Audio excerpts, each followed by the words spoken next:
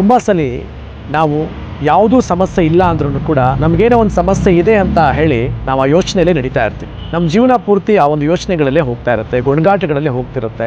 ಹಿಂದೆ ಯಾವುದೋ ಒಂದು ಕೆಟ್ಟ ಘಟನೆಗಳಾಗಿರುತ್ತೆ, ಯಾವುದೋ ಒಂದು ಫೇಲಿಯರ್ ಆಗಿರುತ್ತೆ, ಅದನ್ನೇ ನಾವು ಕ್ಯಾರಿ ಫಾರ್ವರ್ಡ್ ಮಾಡ್ತಾನೆ ಹೋಗ್ತಿರ್ತೀವಿ.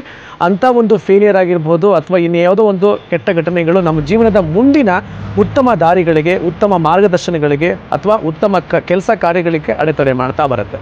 ಅಂಥ ಸಮಸ್ಯೆಗಳಿಂದ ಹೊರಗಡೆ ಬರಬೇಕು, ಹಿಂದೆ ಆಗಿರ್ತಕ್ಕಂಥ ಕೆಟ್ಟ ಘಟನೆಗಳಿಂದ ದೂರ ಆಗಬೇಕು ಅಂತ ಹೇಳಿದಾಗ ನಿಮಗೆ ಮುಖ್ಯವಾಗಿ ಬೇಕಾಗಿರ್ತಕ್ಕಂಥದ್ದು ಈ ಧ್ಯಾನ. ಈ ಧ್ಯಾನ ಅಂದರೆ ಏನು? ನಿಜವಾಗ್ಲೂ ನಮ್ಮನ್ನು ನಾವು ಅವಲೋಕನವನ್ನು ಮಾಡ್ಕೊಳ್ಳುವಂಥದ್ದು ನಿಜವಾದ ಧ್ಯಾನ ಅಂತ ಕರೀತಾರೆ. ಇಂಥ ಧ್ಯಾನ ಕ್ರಿಯೆಯಲ್ಲಿ ನೀವು ಪಾಲ್ಗೊಳ್ಬೇಕು ಅಂತ ಹೇಳಿದ್ರೆ ಡಾಕ್ಟರ್ ಲತಾ ಶೇಖರ್ ಅವರ ದೈನಂದಿನ ಒಂದು ಪ್ರಾಣಾಯಾಮ ತರಬೇತಿಗಳಿರುತ್ತೆ. ತುಂಬ ಅದ್ಭುತವಾಗಿ ಗೈಡೆಡ್ ಮೆಡಿಟೇಷನ್ ಅಂತ ಕರಿತೀವಿ. ಸುಮಾರು 1 ರಿಂದ 1 ಗಂಟೆಗಳ ಕಾಲ ಕಂಪ್ಲೀಟ್ ನಿಮ್ಮನ್ನು ನೀವು ತಲ್ಲೀನರಾಗ್ತೀರಾ. ಆ ಧ್ಯಾನದಲ್ಲಿ ಎಲ್ಲವೂ ಕೂಡ ಕಳೆದು ಹೋದ ಘಟನೆಗಳನ್ನು ಮರೆತು ಹೋಗ್ತೀರಾ. ಹೊಸ ಚೈತನ್ಯ, ಹೊಸ ಜೀವನಕ್ಕೆ ನೀವು ದಾರಿದೀಪ ಆಗ್ತೀರಾ ಅಂತ ಹೇಳ್ತೇನೆ.